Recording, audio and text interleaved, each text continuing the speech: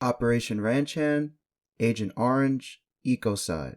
How the United States military damaged the environment and the people of Vietnam. Before I get into the horrors of Operation Ranch Hand, both past and present, I will begin by introducing the context that precipitated the launch of the operation.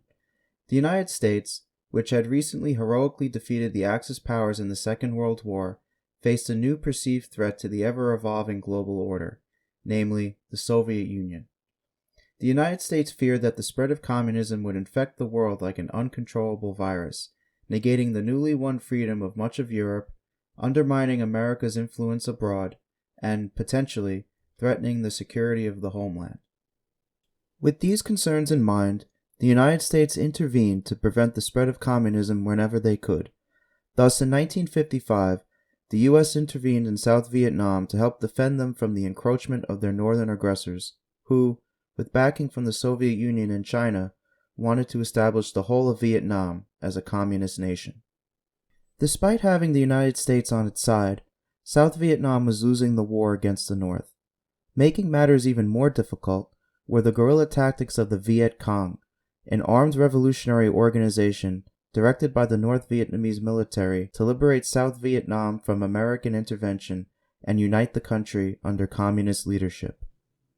In order to turn the tide of the war to the South's favor, the United States would need to change tactics. Getting bogged down in the dense jungles of Vietnam by ambushes from the Viet Cong was leading to many casualties and a depletion of morale across the board. Instead of engaging with the Viet Cong on its terms, the United States decided to alter the battlefield, literally. The plan was to deny the Viet Cong the cover that allowed them to engage in guerrilla warfare. The forests, mangroves, and jungles that dominated the Vietnamese landscape would need to be depleted. Execution of this plan involved the use of chemical agents to kill the vegetation that obscured the locations of the enemy and facilitated their element of surprise. The tactic was implemented in 1962 and was dubbed the name Operation Trail Dust. The moniker Trail Dust derives from the nature of the operation itself. Planes carrying the herbicides would fly over the terrain and spray the mixture of chemicals down onto the landscape where the Viet Cong were suspected of hiding. The spray resembled a trail of dust following the path of the plane as it cruised over the jungle. However, the name of the operation was deemed to be a less than subtle reveal of the tactic's execution, and it quickly became known by its more familiar nickname, Operation Ranch Hand. The main defoliant used for the operation is known as Agent Orange. The story of Agent Orange can be traced all the way back to the experiments of Charles Darwin, who was the first to hypothesize an answer to the question, why do plants grow upwards in defiance of gravity? Darwin discovered that plants transmit growth signals from their tips to their stems, and postulated that the regulator of this transmission could be isolated and studied. By the early 20th century, later experiments identified the specific hormones that were involved in the growth process, enabling scientists and manufacturers to quickly develop growth enhancers and growth inhibitors. The latter became the first herbicides to be produced and commercially sold worldwide. It wouldn't be long before governments and state-sponsored institutions saw their potential as military weapons and began to envision the tactical advantages that they could procure. Political inspirations for use of herbicide on the battlefield originate from Ezra Krauss, the chairman of the University of Chicago's Department of Botany. Krauss helped to create a sub-agency of the USDA called the Bureau of Plant Industry, which gave him an inside track to offer his services to the government when Japan bombed Pearl Harbor. In February 1942, Krauss presented a statement of position to the government, introducing them to the potential strategic value of herbicide usage to U.S. military operations in Japan. In one passage, he wrote, "The release of growth-destroying substances in the dry, solid state over rice fields would be a feasible and comparatively simple means of destruction of rice crops, the staple food supply of the Japanese. Distribution of sprays or mists over enemy forests would, through killing of trees, reveal concealed military depots. There are examples of many obvious uses of these compounds." Unquote. Krauss's proposal was well received by the U.S. government, which promptly incorporated herbicide research into its nascent biological and chemical research program. Before the conclusion of World War II, Krauss and his team were well on their way to devising a workable application of herbicide on the battlefield. In fact, it is likely that if the war against Japan dragged out longer, that herbicide deployment would have been authorized once the operation was deemed to be battle-ready. Even though herbicide operations took a back seat to the first and only atomic bombs ever to be deployed, it was clear that herbicide as a biological weapon would become part of America's military arsenal in the coming decades. It was just a matter of when the perfect situation arose that called for its deployment. By the time the Vietnam War was underway, scientists and developers perfected the optimal chemical mixture for dissemination over the Vietnamese landscape, known as Agent Orange. The decision to deploy Agent Orange was dubious from the start and only became more controversial as time went on. Quickly after the inception of Operation Ranch Hand, North Vietnam turned to radio stations and TV programs to denounce America's use of defoliants and report on the poisonous effects they incurred on the population. Initially, the United States dismissed these claims as mere communist propaganda. As time went on, however, the mounting evidence of Agent Orange's wide-ranging and long-lasting toxicity became too glaring to ignore. What made Agent Orange toxic was a contaminant it contained called dioxin. Undetectable outside the lab, dioxin is colorless and odorless and has wide-ranging effects on the human body. A timely study conducted on accidents that occurred in German chemical plants in 1961 concluded that exposure to dioxin was responsible for all kinds of symptoms and conditions, some of which include fatigue, dizziness, low blood pressure, numbness, irritability, and inability to focus.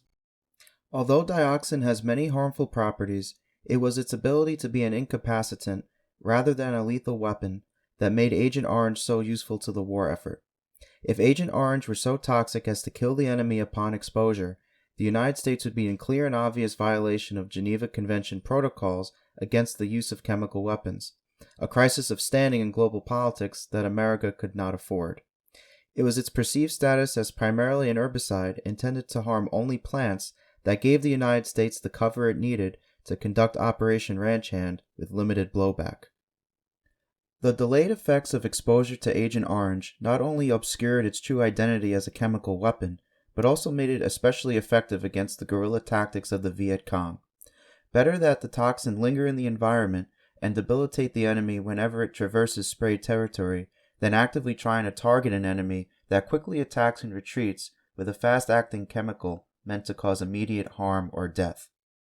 Evidence suggests that the usefulness of Agent Orange beyond its ability to defoliate the landscape was not a happy accident.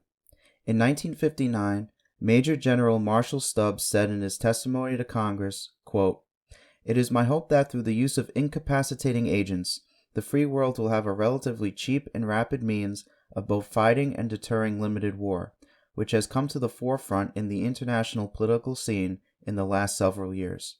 Unquote. Of course, the term incapacitating agent is a euphemism for chemical weapon.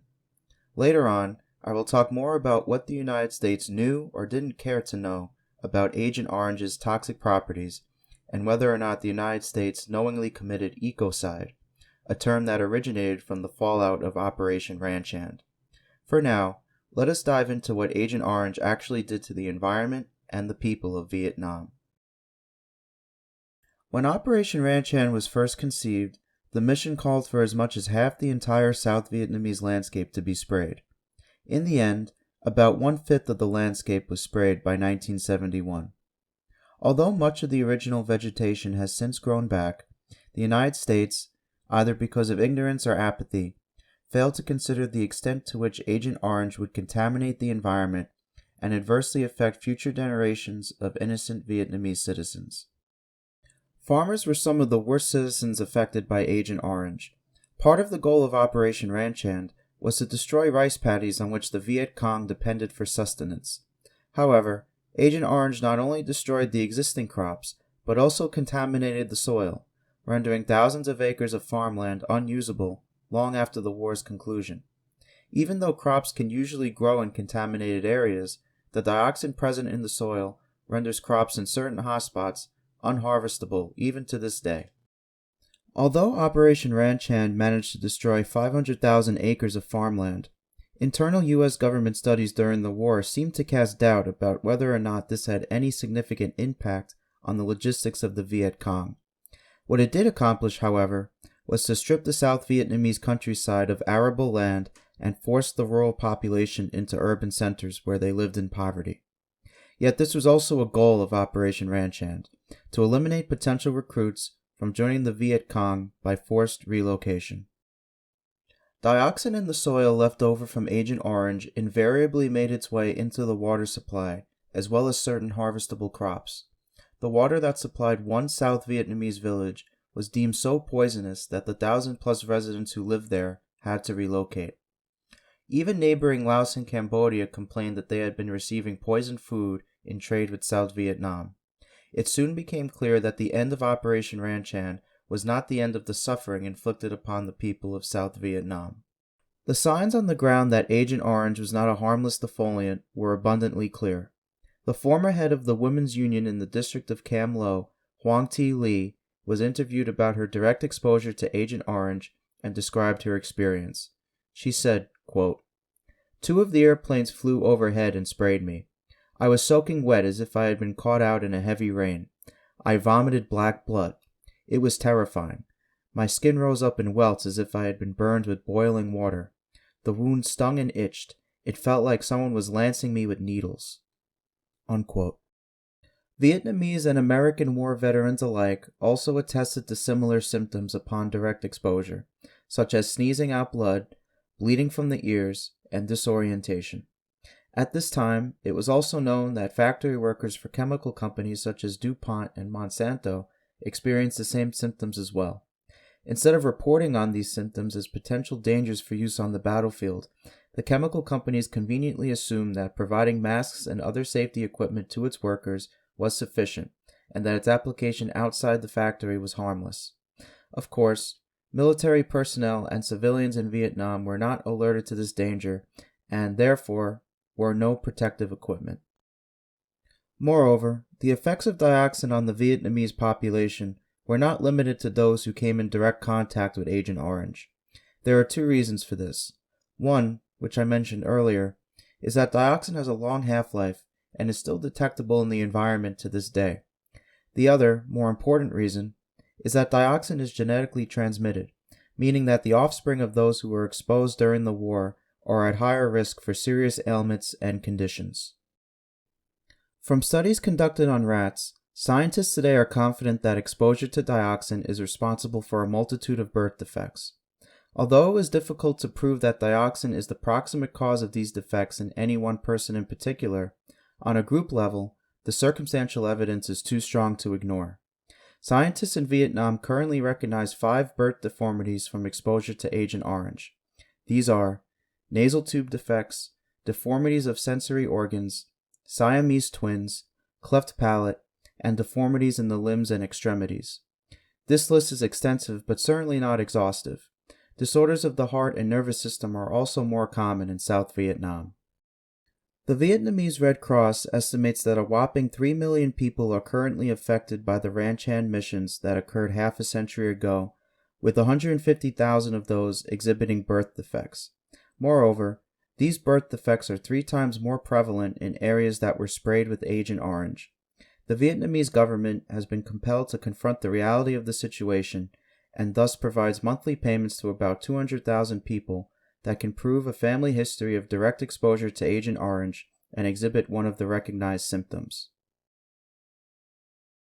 Clearly, according to Vietnam's own assessment of the pervasiveness of Agent Orange symptoms in its population, the limited aid that the government provides is not close to enough. In order to pick up the slack, private healthcare facilities, known as peace villages in Vietnam, have had to shoulder much of the burden. Peace villages are dormitory-style hospitals that are specifically tailored to treat children whose parents either cannot afford to take care of them or have abandoned them as orphans. Most peace village patients are long-term residents, and some even call it their permanent home. The chief physician at Tu Du Hospital in Ho Chi Minh City, Dr. Nguyen Thi Phuong, has dedicated her career to treating patients afflicted with conditions that are likely caused by genetic transmission of dioxin. Dr. Phuong has long been advocating for the United States to assume greater responsibility in the role it played in adversely affecting multiple generations of South Vietnamese citizens. Although the U.S. has pledged $22 million in aid to Agent Orange victims, she believes this is not nearly enough to cover necessary medical expenses. As an example, Dr. Phuong highlighted the case of one child in the Peace Village ward at Tu Du Hospital who needed a heart transplant that would have cost the equivalent of $44,000. The impoverished family obviously cannot afford to go through with the procedure. Sadly, the population group most adversely affected by Agent Orange are the poorest of Vietnamese citizens, ethnic minorities that can only afford to live in small villages that are located around highly sprayed areas. Compounding matters further is the social stigma associated with being labeled an Agent Orange victim. In Vietnam, if you are designated as an Agent Orange victim by the government, you are legally not allowed to marry and have children. As a result, families affected by Agent Orange are oftentimes secretive about their statuses and miss out on getting the financial and moral support they desperately need, while also worrying about being treated as outcasts and second-class citizens in their communities. Considering all these factors, and the fact that 3 million Vietnamese are affected to various degrees, Dr. Phuong is correct in believing that those responsible for these atrocities are simply not contributing enough capital and manpower to help. In 2012, the United States began efforts to clean up various hot zones where Agent Orange was either sprayed extensively, stored in large quantities, or spilled and mishandled in some way. In some of these areas, the levels of dioxin in the soil are 350 times higher than the international safety standard. In order to clean all the soil, totaling in the millions of tons, it is cooked at high temperatures in walled enclosures to evaporate the dioxin. This is a long and tedious process that is still in progress today. Now, I will turn to the broader issue of whether or not the United States committed ecocide by spraying the South Vietnamese landscape with Agent Orange. Because of the millions of Vietnamese citizens that have suffered in various ways as a result of Operation Ranch Hand, it is tempting to label the operation as a genocide of the Vietnamese people. However, in order for an act of state to be considered a genocide, the goals and intentions of said act must be to exterminate, torture, or cause mass suffering to a specific group of people. Although Operation Ranch Hand led to the death of many thousands and the suffering of millions, its goal was to achieve a tactical advantage on the battlefield against an enemy combatant. Negligence on America's part to the effect this would have on the larger population is not enough to label the spraying of Agent Orange as an act of genocide. On the other hand, Operation Ranch Hand certainly falls under the parameters of an act of ecocide. The Google definition of ecocide is the destruction of the natural environment by deliberate or negligent human action. It makes sense that this definition so closely describes what the United States did in Vietnam, as the very concept of ecocide originates from Operation Ranch Hand itself. In the 1960s, a group of activist scientists coined the term ecocide to advocate for a national policy against the use of herbicides in future military conflicts.